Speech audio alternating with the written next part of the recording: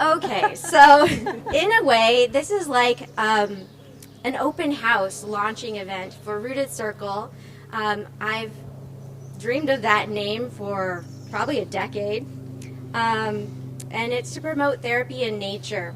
So I'm going to share a little bit about how I practice, and everyone's going to share some sort of practical exercise. So I will share about what I actually have on me when I'm out in nature with clients. But first, some of my favorite benefits of doing therapy in nature.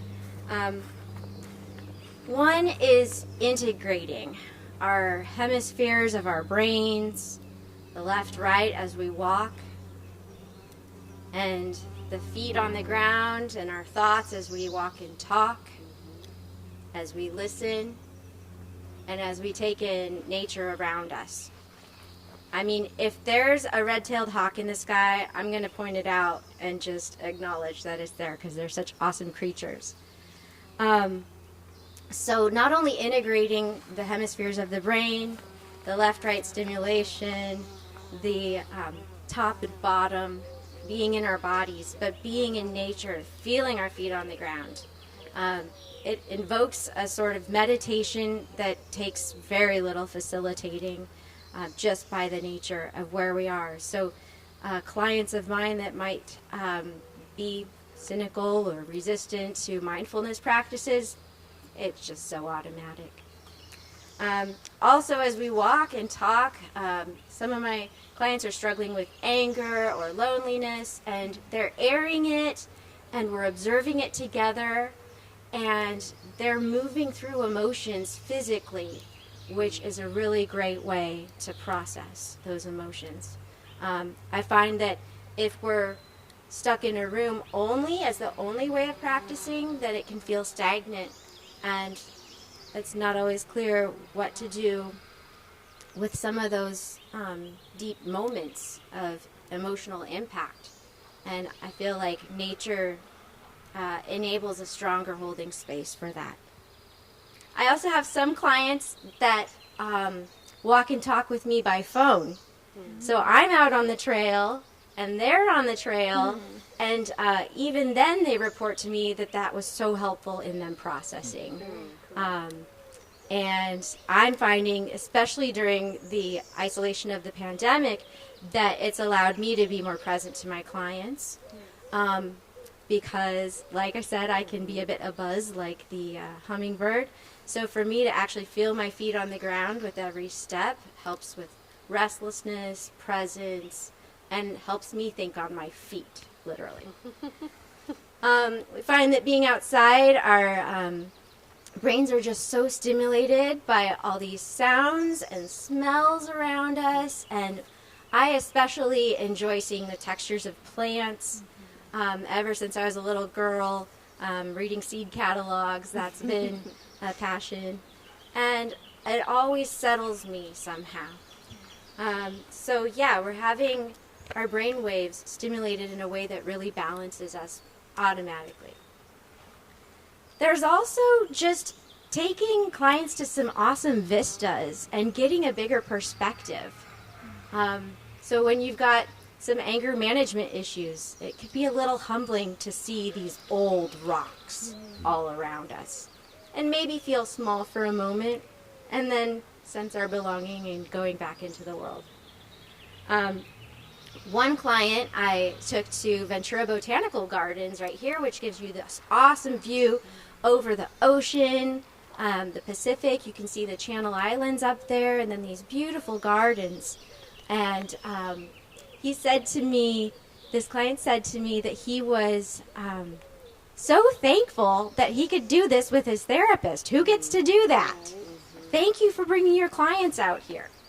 So that just put wind in my sails. One other thing we could learn more about is the plants put off all of these phytochemicals. I really want to learn more about those.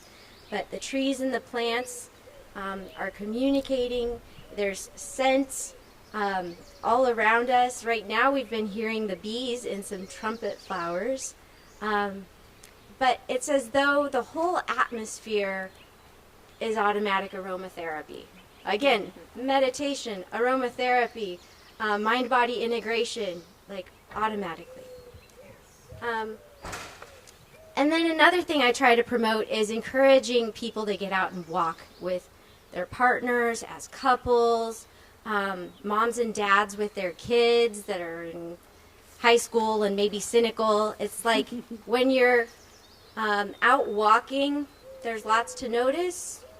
There's not pressure, like facing off to be talking about the things. And so it just creates a space that's more casual to have conversations and just let them happen rather than trying to force somebody to talk when they don't want to talk. And for couples, it also faces them forward together rather than at each other. So as they're facing forward together, they can talk through parts of their lives, problems, whatever, but they're falling in step with each other. And I think that that's working at a less conscious level, again, automatically. So nature helps us facilitate therapy. For my practical demonstration or exercise, I wanted to show you what I bring with me onto the trail.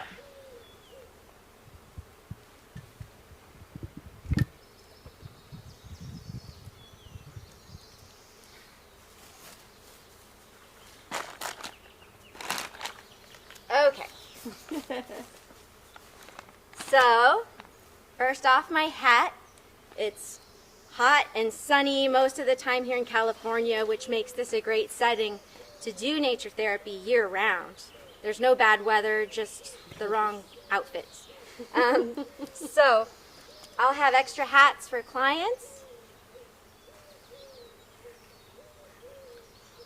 I want to stay cool often, but I want to keep the sun off of me. So I'll have something white that reflects the sun, but yet the air is nice and breezy.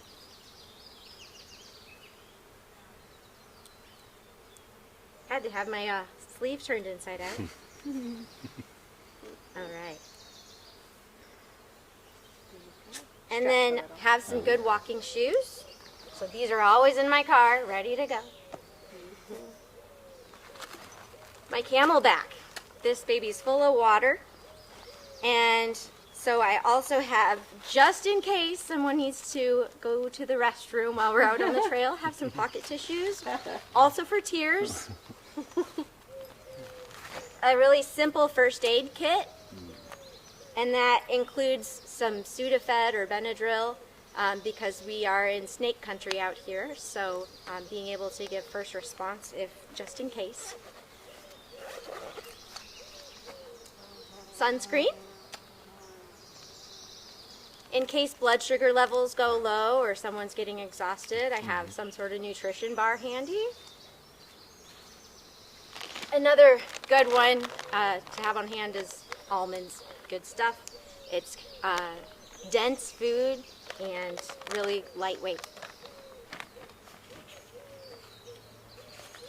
I also make little sprays that are good for aches and pains.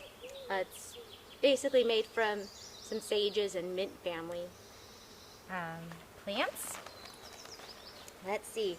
Sometimes I can even squeeze a rain jacket in here and just wad it up and shove it in. So that's nice. Yeah. So then it's not disruptive for me to just get a drink. It's not a big action. If I'm out walking and I want to be on the phone with someone, I find that a hardwired headphone is going to increase my chances of the sound coming through well. Mm-hmm. I also notice my surroundings. Sometimes the hills where I'm walking are also places where there's like cell phone towers, so I'm mindful of data signal, and I know right on the trail where I need to be at to turn around, so I still have a signal to continue that call. Mm-hmm. So I just watch the bars on my phone and see if we're still in a good spot. And extra credit, if we wanted to do some ceremony or enjoy nature teas and things like that with a little bit of knowledge of the plants in your ecosystem, you can create this like tea that you can drink together, and that also becomes a breathing exercise. So this is the jet boil. I found part of it at a thrift store, and then another friend helped me get this, which it just attaches to the gas canister. There's a clicker that makes the spark, and then I turn it on so there's gas flowing. And this baby can heat water to boiling in 3 minutes. Nice. Yeah. And it's got a structure to it so that even if it's windy, it's concentrating all that heat right into the bottom. So there's some of my tricks of the trade for being ready at all times to take therapy outside. Very cool.